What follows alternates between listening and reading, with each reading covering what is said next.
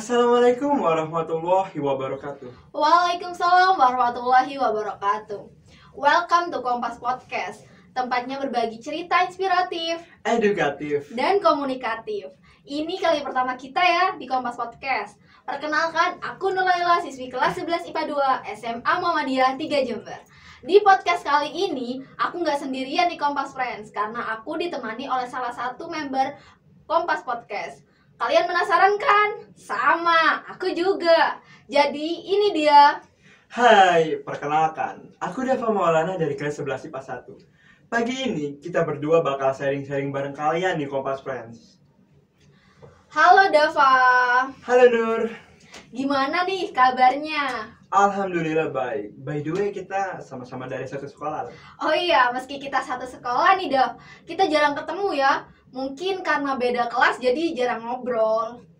No. Meskipun kita beda kelas, bukan jadi penghalang dong buat kita saling mengenal. Apalagi sama anak kelas lain. Setuju. Jadi, kali ini kita bakal ngobrol-ngobrol santai nih Dav. Oke. Nah, sekarang kan di sekolah kita lagi heboh-hebohnya siswa karena bentar lagi udah mau penilaian akhir semester. Bener tuh. Iya tuh, nggak kerasa ya. Kita udah mau penilaian akhir semester aja. Iya, betul. Gimana nih Kompas Friends? Udah dapet pengumuman dari sekolah masing-masing belum? Kalau di sekolah kita udah dari awal bulan ya ngasih infonya. Kalau ngomong-ngomong nih ya, ngomong-ngomong soal PAS, Kompas Friends udah belajar jauh-jauh hari atau malah pakai sistem SKS alias sistem kebut semalam. Kalau aku pribadi ya, jujur aja aku pakai keduanya. Apalagi kalau belajar bareng sama anak kelas lain. Serunya bukan main. Seru banget itu Dav, karena kita di sekolah bukan untuk pembelajaran formal aja, tapi kita juga diharuskan untuk belajar bersosialisasi, berorganisasi, dan juga beretika. Nah betul tuh Nur, sebagai pelajar Muhammadiyah yang baik, kita diwajibkan memiliki etika yang baik dan santun juga tentunya dong. So, nggak melulu tentang kemampuan akademik aja dong. Wah betul tuh Nur, sebagai pelajar Muhammadiyah yang baik, kita diharuskan untuk memiliki etika yang baik dan santun juga tentunya. So, nggak melulu tentang kemampuan akademik aja. Benar. Gimana, menurut pandanganmu Nur, gimana sih etika pelajar generasi milenial sekarang? Menurutku etika pelajar generasi milenial sekarang masih kurang dapat perhatian ya Dav, karena bisa dilihat dari banyaknya pelajar yang saat ini etikanya kurang, malah jadi konsumsi publik yang nggak bisa dihindari, apalagi tawuran. Nah itu, padahal etika itu penting banget loh Kompas Friends dalam kehidupan kita sehari-hari. Mungkin karena sekarang mayoritas tayangan di TV cenderung mempengaruhi pola pikir generasi milenial dari berbagai bidang kehidupan. Salah satunya pendidikan. Nyatanya, banyak siswa yang etikanya masih perlu diperbaiki kepada orang yang seharusnya mereka hormati. Contohnya seperti guru ya kan? Ya, betul. Iya, dan itu juga yang mempengaruhi pandangan masyarakat terhadap dunia pendidikan. Padahal, tenaga pendidikan udah berusaha untuk membentuk karakter siswanya. Dan lebih parahnya lagi ya Nur, mereka menggunakan alasan hanya bercanda tanpa ada rasa bersalah sedikit pun. Seorang siswa yang harusnya menjadikan guru sebagai orang tua mereka di sekolah malah memperlakukan guru seperti teman sebaya. Apa mereka sadari nih ya, mereka itu udah nyinggung perasaan guru mereka. Nah, padahal Kompas Friends, etika itu bisa jadi salah satu kunci buat bersosialisasi dengan orang lain juga loh. Dengan etika kita yang baik, maka kita bisa membangun suasana interaksi yang nyaman dengan lawan bicara kita. Lewat interaksi itu, kita bisa dapat pandangan yang baik dari orang lain. Feedbacknya kan ke kita juga. Sedikit aku tambahin nih ya. Ya. Selain untuk membangun feedback yang baik dengan orang lain, menurutku bersosialisasi itu juga penting buat banyak hal loh Nur. Apa tuh? Sabar, setelah yang satu ini. So Kompas Friends, stay tuned on Kompas Podcast with Nur and Dava.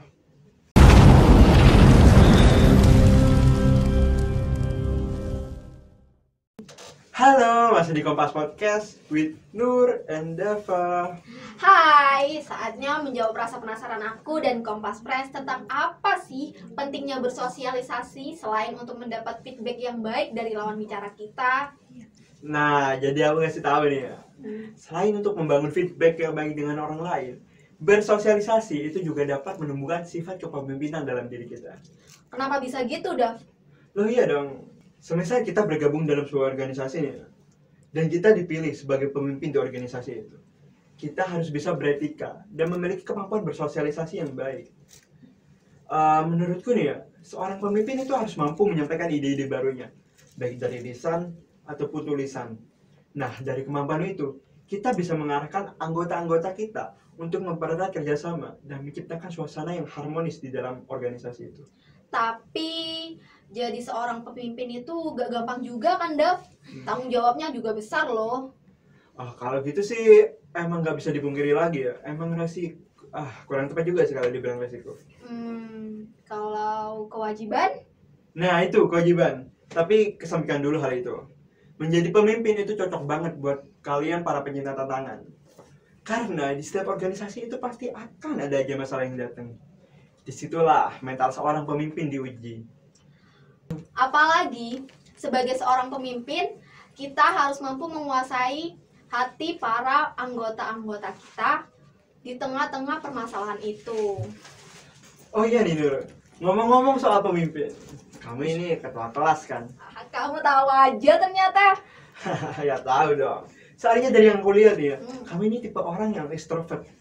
Jadi gampang buat berinteraksi sama orang lain gitu loh. Terus ada nggak nih Nur, keluh kesah yang kamu rasain selama jadi ketua kelas?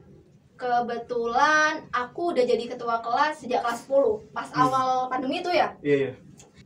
Awalnya aku ngerasa berat jadi ketua.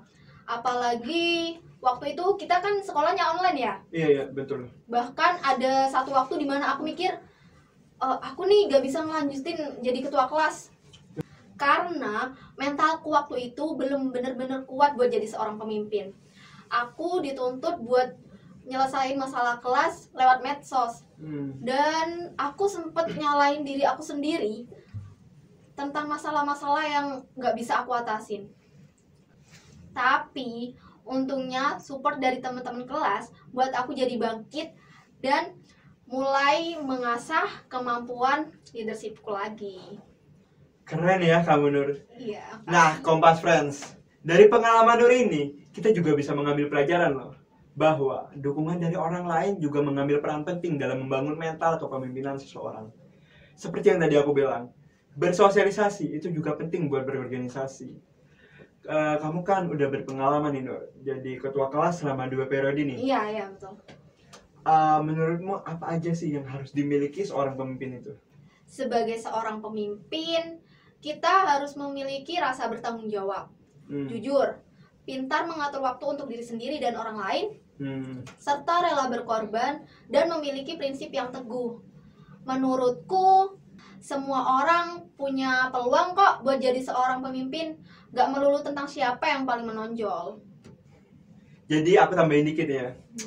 Sebagai seorang pemimpin, kita harus bisa mewarisi sifat kepemimpinan Rasulullah, yaitu sidik, amanah, tabligh, dan juga fatwana. Hal-hal itu yang menjadi jalan untuk mencapai apa yang telah kita targetkan, sehingga bisa menjadi bekal untuk lebih terampil dalam menjalankan kepemimpinan yang kuat dan bertanggung jawab. Nah, gak harus jadi seorang pemimpin buat nerapin sifat-sifat kepemimpinan itu dalam diri kita. Kalian juga bisa menerapkan sifat-sifat itu dalam kehidupan sehari-hari loh, Kompas Friends. Gak harus jadi seorang pemimpin aja kok buat nerapin sifat kepemimpinan itu dalam diri kita.